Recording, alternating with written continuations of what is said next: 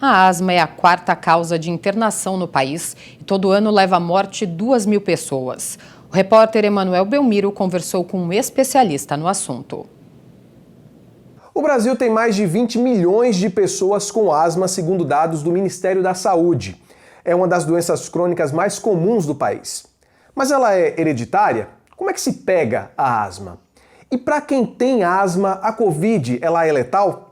Para responder essas e outras questões é que nós vamos entrevistar agora virtualmente o Dr. Rodrigo Atanásio, que é pneumologista e também diretor da Sociedade Paulista de Pneumologia e Tisiologia. Dr. Rodrigo, desde já, muito obrigado por nos conceder essa entrevista. E aí eu já começo perguntando para o senhor o que é e o que causa a asma.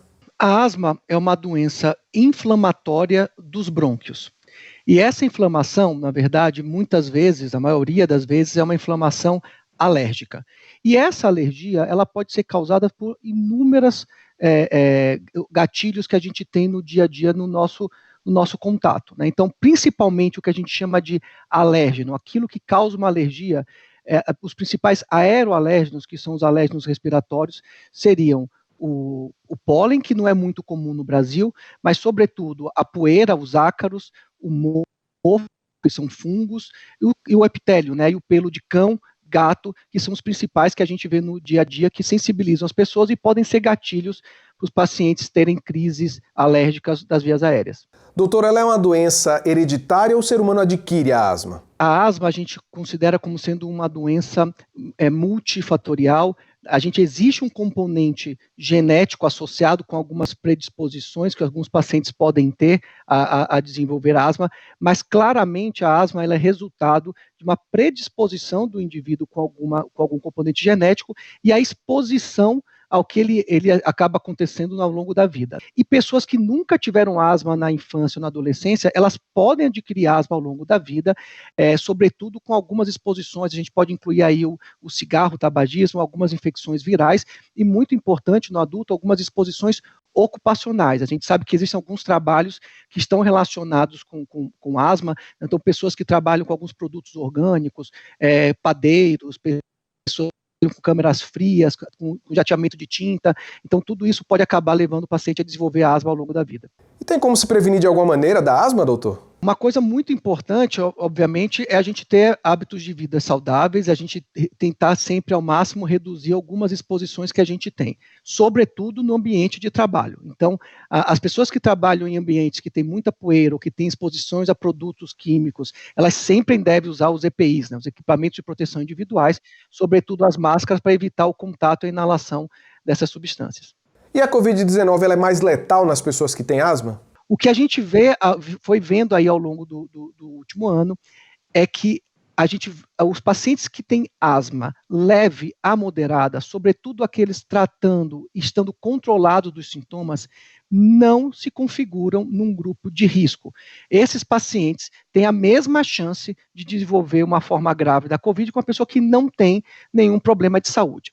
Isso quer dizer que a pessoa não possa complicar? Não, porque a gente sabe que mesmo pessoas saudáveis também podem ter formas graves, mas o risco é igual nessas populações. A gente tem que ter um pouco mais de atenção naqueles pacientes com asma grave e asma não controlada, que tiveram crises recentemente.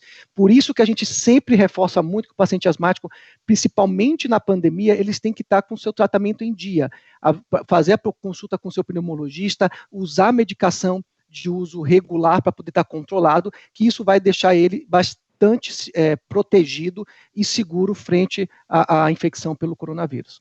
Doutor Rodrigo, e a asma, ela é curável? Ela tem tratamento? Manuel, assim, a asma ela é uma doença crônica. A gente não tem uma cura para a asma, a gente tem um controle extremamente adequado e hoje em dia diversos grandes avanços no manejo, no tratamento da asma que ajuda muito o paciente a estar controlado. Mas a gente tem que lembrar que o fato de ser crônica não quer dizer que o paciente vai estar sempre piorando e sendo muito grave com a doença. Diferente de muitas doenças crônicas, o que marca a asma é que ela é uma doença, na grande maior parte reversível, ou seja, se eu trato a doença adequadamente, o meu bronco ele volta a ser igual ao bronco de alguém que não tem asma. A história natural do paciente com asma, clássico, alérgico, é aquela criança que é muito alérgica, que tem muita crise, só que à medida que ela vai crescendo, vai ficando adolescente, adulto, jovem, o corpo ele cria mecanismos que a gente chama de tolerância, e aquela alergia que ele estava interpretando errado, aquelas exposições do ambiente, ele passa a entender aquilo melhor, isso inflama muito menos. Então, é super comum crianças que são muito sintomáticas na infância melhorarem os sintomas na época de adolescência e adulto jovem. Esse é um paciente que, ao longo da vida adulta, se ele tiver novas exposições, ele pode voltar a ter sintomas, porque o brônquio dele ele tem uma característica de base que pode inflamar novamente, então ele pode voltar a ter sintomas de asma com um risco maior ao longo da vida. A gente tem disponível no SUS tratamentos muito bons para que conseguem dar controle para a grande maior parte dos pacientes. E lembrar que, obviamente, a asma, até por ser muito prevalente, todo clínico geral ele tem capacidade de fazer o tratamento da asma, pelo menos leve a moderada, e aqueles pacientes com sintomas mais graves e mais persistentes devem procurar o pneumologista para poder fazer o acompanhamento.